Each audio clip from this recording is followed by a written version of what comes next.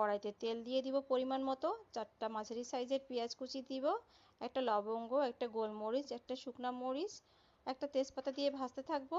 পেঁয়াজটা লাল হয়ে আসলে এর মধ্যে দিব 1 চা চামচ আদা বাটা, 1 চা চামচ রসুন বাটা, হাফ চা চামচ জিরা গুঁড়া, হাফ চা চামচ ধনিয়া গুঁড়া, হাফ চা চামচ শুকনা মরিচ গুঁড়া, হাফ চা চামচ হলুদের গুঁড়া, পরিমাণ মতো লবণ, 2টা মাঝারি সাইজের আলু ছোট কিউব করে কাটা, আর এই সিদ্ধ করা ভুঁড়িটা দিয়ে নাড়তে থাকবো। মশলাটা যখন কষানো হয়ে যাবে ভুঁড়িটার সঙ্গে, তখন দিয়ে দিব হাফ কাপ নারকেলের দুধ। তারপর আবার কষাতে থাকবো। পানিটা যখন শুকিয়ে আসবে তখন আবার হাফ কাপ নারকেলের দুধ দিয়ে দিব, আর দিয়ে দিব হাফ চা চামচ গরম মশলা বাটা, এলাচ ও দারুচিনি বাটা। তারপর নেড়েচেড়ে একটু রান্না করে নিব।